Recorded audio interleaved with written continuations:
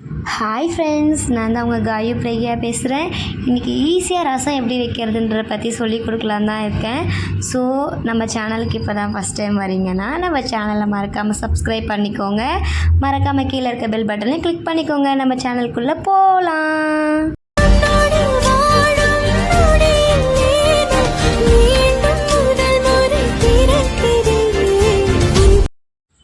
First ஒரு பாத்திரத்தை எடுத்து வச்சுக்கலாம். ஒரு எலுமிச்சை பழம் சைஸ்க்கு புளி எடுத்து வச்சுட்டு பாத்திரத்தில் வச்சுட்டு கொஞ்சமாக தண்ணி ஊற்றி ஊற வச்சிடலாம்.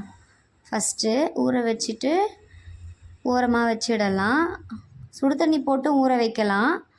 சீக்கிரமாக உங்களுக்கு ஆகணும்னா சுடு தண்ணி போட்டுக்கலாம். இல்லை கொஞ்சம் லேட்டாகவே ஊறட்டும் அப்படின்னா நீங்கள் நார்மல் வாட்டரே ஊற்றி புளி அப்படியே லைட்டாக கரைச்சி விட்டுட்டு ஓரமாக வச்சிடலாம். இப்போ ஒரு மிக்ஸி ஜாரை எடுத்து மிளகு, சீரகம் இதெல்லாம் தேவையான அளவு எடுத்துக்கோங்க.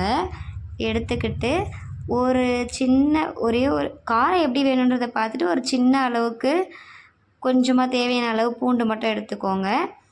அப்புறம் ஒரு பச்சை மிளகா காரம் எப்படி இருக்குன்னு பார்த்துட்டு வச்சுக்கோங்க. நான் 1 வச்சுருக்கேன். அப்புறம் ஒரு தக்காளியை 4ஆக கட் பண்ணி ஜாருக்குள்ளே வச்சுட்டேன். அதுக்கப்புறமா கொஞ்சம் கொத்தமல்லியும் ஆட் பண்ணியிருக்கேன். கொஞ்சம் கருவேப்பிலையும் சேர்த்துட்டு நம்ம ஜாரை க்ளோஸ் பண்ணிவிட்டு இப்போது அரைக்க ஸ்டார்ட் பண்ணிடலாம்.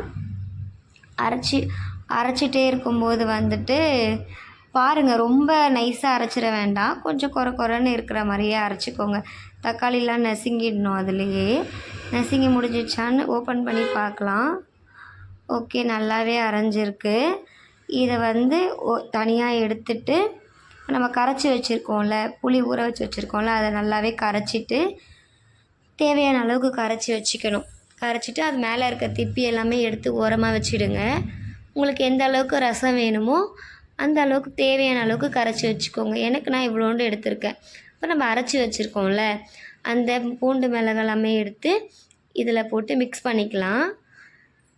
மிக்ஸ் பண்ணிக்கோங்க. அதுக்கப்புறமேட்டு நான் ஒரு 2 தக்காளி எடுத்திருக்கேன். 2 தக்காளி 4ஆக நறுக்கி வச்சுருக்கேன். தக்காளியும் நான் அரைக்கும் போதும் சேர்த்துருக்கேன், கரைக்கிறதுக்குமே சேர்த்துருக்கேன். உங்களுக்கு எப்படி வேணுமோ பார்த்து நீங்கள் அந்த அளவுக்கு தக்காளி வச்சுக்கோங்க. நான் அதனால் கொஞ்சம் தேவையான அளவு உப்பும் சேர்த்துக்கோங்க. சேர்த்துட்டு கொஞ்சம் தண்ணி எக்ஸ்ட்ரா விட்டுக்கோங்க. ஏன்னா நம்ம புளி மட்டும்தான் கரைச்சி வச்சுருக்கோம்ல, தண்ணி எதுவுமே சேர்க்கவே இல்லை. உங்களுக்கு எந்த அளவுக்கு ரசம் வேணுமோ அந்த அளவுக்கு நீங்கள் கொஞ்சம் தண்ணி சேர்த்துக்கோங்க. கொத்தமல்லியும் சேர்த்துக்கோங்க. அந்த வாசனை நல்லா இருக்கும். ரசத்துக்கு கொத்தமல்லி தான் ரொம்ப முக்கியம், மறந்துடாதீங்க. அப்புறம் பெருங்காயமும் முக்கியம்தான். பெருங்காயமும் சேர்த்துக்கோங்க தேவையான அளவு. சேர்த்துட்டு இப்போ நம்ம இதெல்லாமே கலக்கி வச்சுருக்கோம்ல, தனியாக வச்சுடுங்க. அதுக்கப்புறமா பாத்திரத்தை வச்சு சூடு பண்ணிவிட்டு அதில் ஹீட் ஆகிடுச்சான்னு பாருங்கள். ஹீட் ஆகிடுச்சான்னு பார்த்துட்டு தேவையான அளவு எண்ணெய் கொஞ்சமாக விட்டுக்கோங்க. ஏன்னா ரசம் இல்லை, நிறைய ஊற்றிட்டா அப்படியே மிதக்க ஆரம்பிச்சிரும். கொஞ்சம் தேவையான அளவு மட்டும் எடுத்துக்கிட்டு எண்ணெய் கொதித்த பிறகு கடுகு கொஞ்சமாக சேர்த்துக்கோங்க. கடுகு சேர்த்துட்ட பிறகு கொஞ்சமாக கருவேப்பிலை, காஞ்ச மிளகா இதெல்லாமே போட்டு தாளிச்சிட்ட பிறகு நான் 2 காஞ்ச மிளகா தான் எடுத்திருக்கேன். ஏன்னா நான் 1 அரைக்கும் போதும் சேர்த்துருக்கேன் இல்லையா, அதனால் நான் 1 வச்சுருக்கேன். கொஞ்சம் கருவேப்பிலையும் போட்டுட்டு அது பொரிஞ்ச உடனே நம்ம அதுலேயும் கரைச்சி வைக்கும்போது கொஞ்சம் பெருங்காயம் ஆட் பண்ணோம். தேவைப்பட்டால் இதுலேயும் நீங்கள் கொஞ்சம் ஆட் பண்ணிக்கலாம். கொஞ்சம் அந்த வாசனை இன்னும் நல்லாயிருக்கும். அந்த தாளிப்பு வாசனைக்காக நான் இதுலேயும் கொஞ்சம் பெருங்காயம் சேர்த்துருக்கேன். கொஞ்சம் இது நல்லாவே பொரிஞ்ச உடனே நம்ம கரைச்சி வச்சுருக்க அந்த ரசத்தை இதில் கொட்டிடலாம். இதில் ஊற்றிட்ட பிறகு கொஞ்சம் அந்த இதில் இருக்குல்ல, கிண்ணத்தில் பாத்திரத்தில் இருக்கிறதுல கொஞ்சம் தண்ணியும் சேர்த்துக்கிட்டு நீங்கள் அதை அப்படியே மிக்ஸ் பண்ணி மீதி ரசத்தில் ஊற்றிடுங்க. அந்த கடாயில் சேர்த்துட்டிங்கன்னா பார்க்கவே ரசம் வேறு லெவலில் இருக்கும்.